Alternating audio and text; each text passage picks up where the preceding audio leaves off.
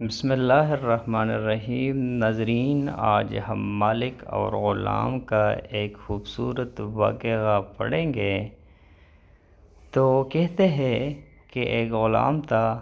ایک دن وہ کام پر نہ گیا تو اس کے مالک نے سوچا کہ مجھے اس کی تنخواہ میں کچھ اضافہ کر دینا چاہیے تاکہ وہ اور دلجمی سے کام کرے اور آئندہ غائب نہ ہو۔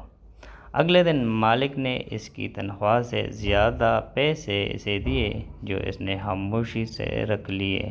لیکن کچھ دنوں بعد وہ دوبارہ غیر حاضر ہوا تو اس کے مالک نے غصے میں آ کر اس کی تنخواہ میں کیا گیا اضافہ ختم کر دیا اور اس کو پہلے والی تنخواہ ہی دی۔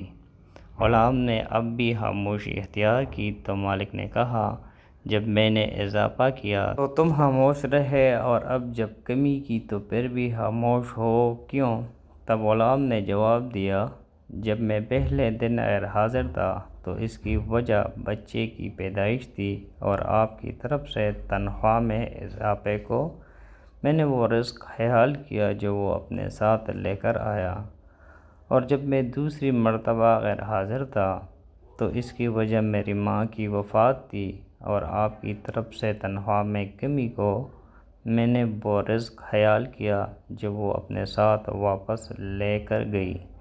پھر میں اس رزق کے خاطر کیوں پریشان ہوں جس کا ذمہ خود اللہ نے اٹھایا ہوا ہے۔